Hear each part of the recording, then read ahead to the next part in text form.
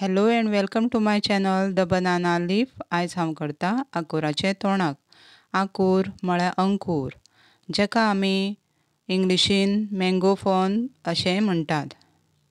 आंकूर हो चड करून पावसाळ्यांत आनी खारट प्लेसीचेर मेळटा. आंकूर हो वखदी आसता. आंकुराचे खूब अशे गुणधर्म आसा. आंकूर तर करुया आमी आंकुराचो रोस किंवा आंकुराचें तोंडाक. हो आंकूर हाडल्या उपरांत बरो धुवन घेवपाक जाय आनी बारीक चिरून घेवपाक जाय. आतां हो उकडून घेवपा खातीर कुकरांत घालून घेवपाक जाय.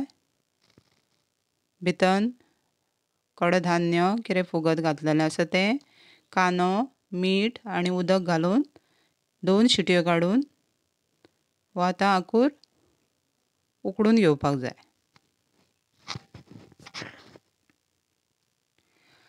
हेजें वांटण तयार करपा खातीर हांगासर हांवें 1 वाटी भरून नाल्लाची सोय घेतल्या, 5-6 लसणीच्यो पाकळ्यो, 1 उबो चिरिल्लो कांदो, तशेंच आल्याचो कुडको घेतला. हें सगळें साहित्य आमकां कायलीन भाजून घेवपाक जाय. हांगासर आमचें जी आंकुराची भाजी आहा ती उकडून जाल्ली आसा. 2 शिटयो काडून कायलीन हांगा तेल घेतलें, आलें, लसूण, कांदो हें सगळें बरें तळसून घेता. कांदो तांबूस जाल्या उपरांत सोय घालून घेवप. ही सोय बरी परतून घेवप. गोल्डन ब्रावन अशी जाल्या उपरांत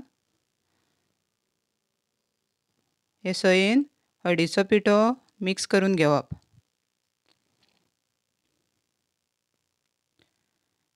आतां हो हळदीचो पिठो बरो मिक्स जाल्या उपरांत भितर आमचो घरचो गरम मसालो ऍड करता.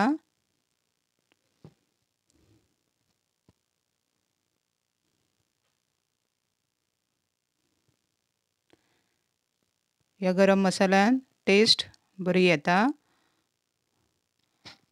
गरम मसालो बरो मिक्स करून घेतल्या उपरांत हें वांटण आमी आतां तयार करून घेवपाक जाय.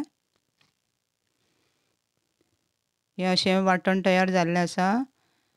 आतां रोस करपा खातीर किंवा तोंडाक करपा खातीर कायलीन हे जे उकडून घेतलेले कडधान्य किंवा जो आंकुराचो जे भाजी आसा ती घालून घेवपाक जाय. सगळी मिरसांग वांटून घेतलेली घालून घेवपाक जाय.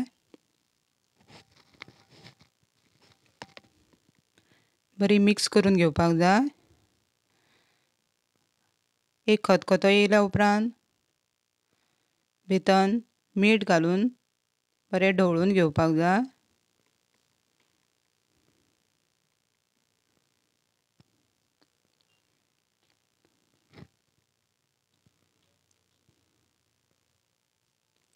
आतां रोसाक ह्यो खतखतो येयल्लो आसा. ह्या रोसाक बुळबुळीतपणा येता ताका लागून हांगा हांवें सोलाचो वापर केल्लो आसा. जाय जाल्यार तुमी आमटान यूज करपाक मेळटा. सर्व करतना ओली कोथिंबीर घालून हो रोस सर्व करपाक जाय. तर रेडी आसा आमचो हो आंकुराचो रोस. तुमी नक्की ट्राय करून पळयात. थँक्यू. देव बरें करूं.